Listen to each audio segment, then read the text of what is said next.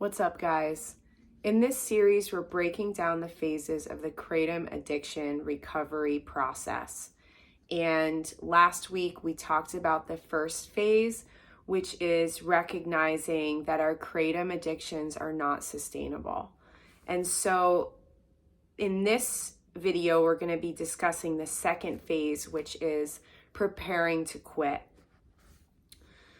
So this can take on different forms for different people, depending on different factors like how long you've been using, how much you've been using, if you have any underlying health stuff going on or health stuff that has come from your Kratom addiction. This can be different for all of us because of different factors like that.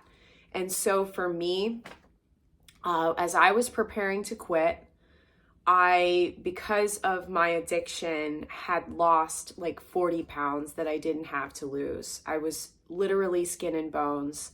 I was super malnutritioned. And so my preparation included having to gain some weight before I did my final quitting and my final jump off of Kratom.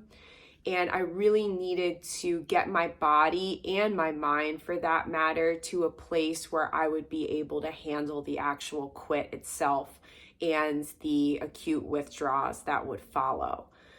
So that's just an example of something that I had to address as I was moving forward. And this was one of the things that I did to prepare to quit.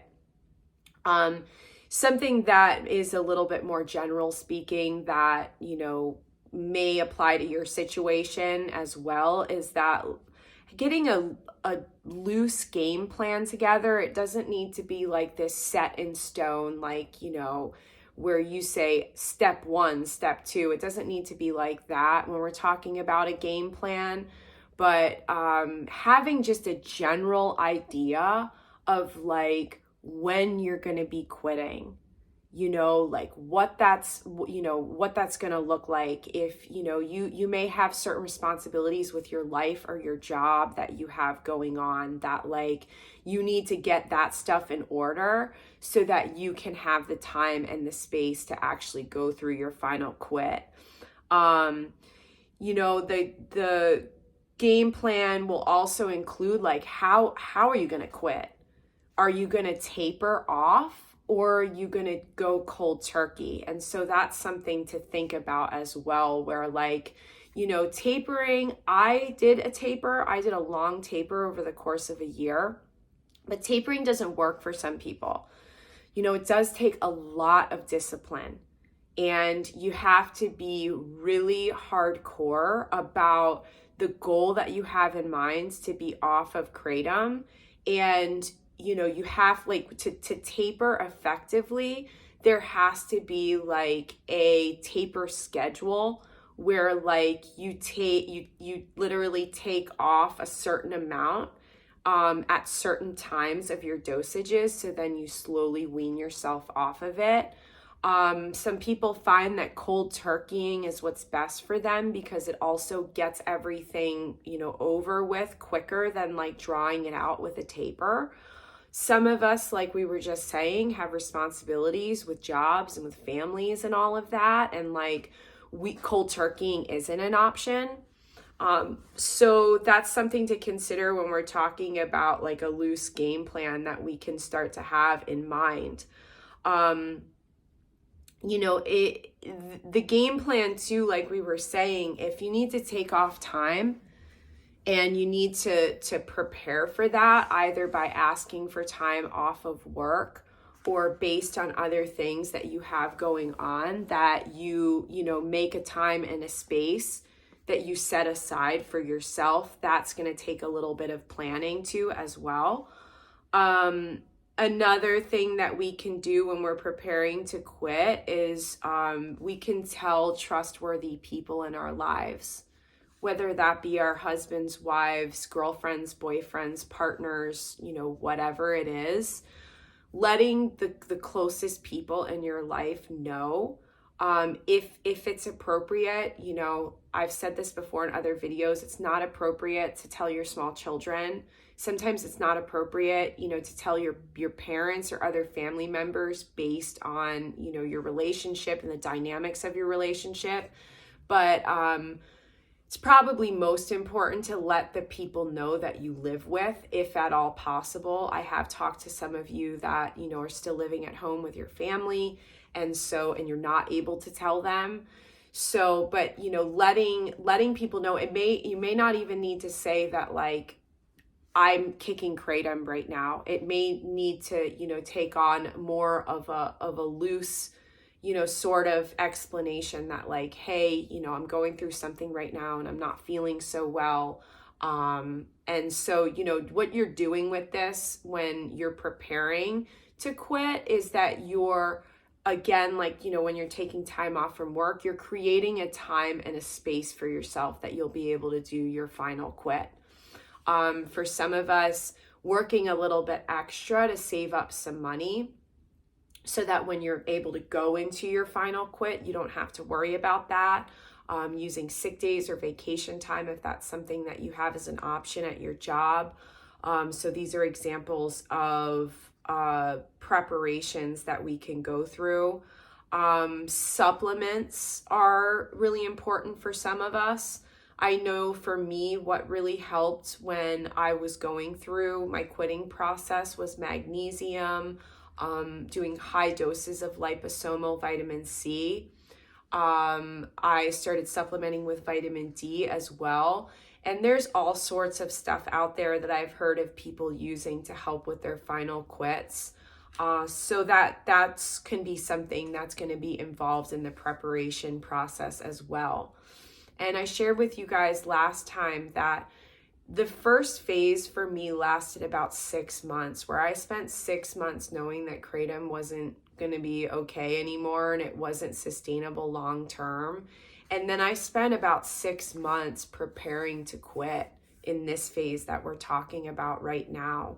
Like I was sharing a moment ago, I had lost so much weight, and I knew that it was absolutely crucial that I not only get weight on my body, but to establish like regular meal times and to get as healthy a food as possible into my body, because I knew that, like, whatever was to come from these final withdrawals and then what was going to come after it, that I wasn't going to be able to go through that if I didn't have at least a little bit of weight on my body and healthier habits with, establishing meal times.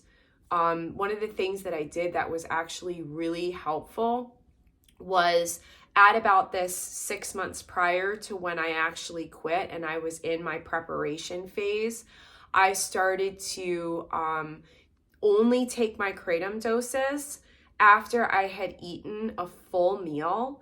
And I would take the doses themselves mixed in with, I got this protein powder that I'll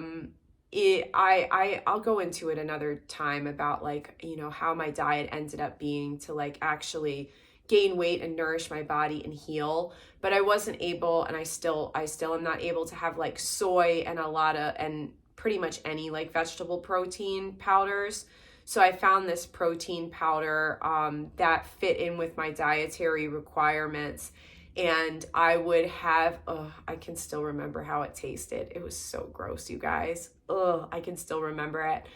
My Kratom doses mixed in with this protein powder. And I wasn't having, like, a whole shake. I would take, like, a mason jar, and I would like fill it like 3/4 of the way, and I would mix my protein powder and my doses of Kratom, whatever those were, as I was going through my taper, into this protein powder. And I would also mix in, I ended up moving on to the liposomal vitamin C, but I was doing, for a vitamin C source, I was taking camu powder, which I still like for different reasons. But once you get on that liposomal vitamin C tip, it's amazing.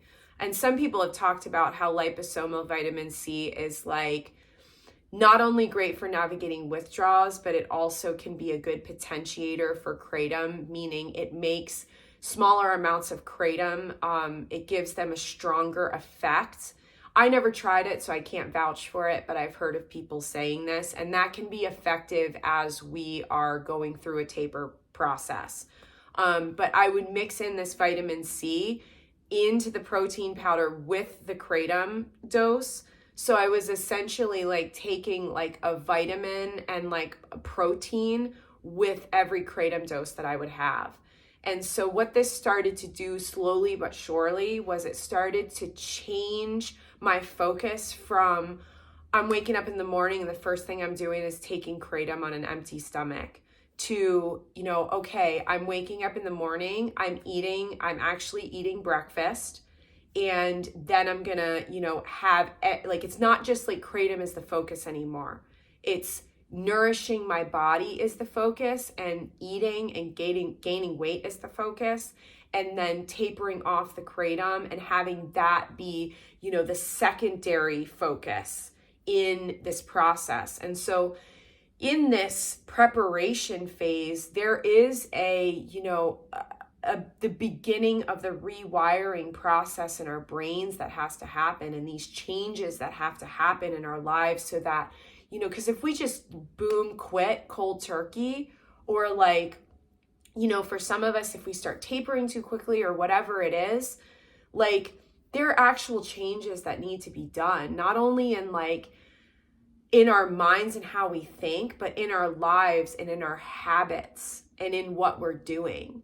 Because I found that for me, doing it this way was a lot more successful, because if you just try to barrel into it and you have not prepared, sometimes when you face that actual quitting or the actual tapering and you're like, I was not ready for this, then you can be unsuccessful. And for me, I did my tapering process. I never went back to, meaning I never took more. Throughout that year-long taper, I always kept cutting back, and I never went backwards. And I also, since I quit almost 3 years ago now, I have not relapsed. So I'm not saying that this is the only way to do things, but I'm sharing my experience with you because it was successful. And I'm going into detail when we're breaking down these phases, and I'm sharing with you what I was thinking, what I was doing, why I was doing it, because I hope that it can give you some insight as well.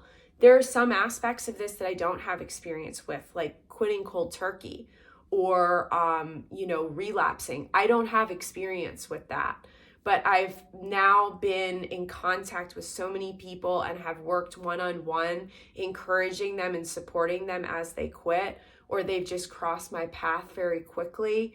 And, then through just hearing people's experiences here on this channel, that I've seen enough stuff with cold turkey and with, relapsing and different stuff that I haven't personally been through, but have seen in other people's experiences where, we can look at everything and kind of compare it too. So that's something that I want to mention as well, that even if I haven't gone through it, I've seen enough of it in my experience now that we can have it to factor in. So feel free to ask me questions about my personal process, or even if, you do want a cold turkey, or even if you have relapse, feel free to ask me questions.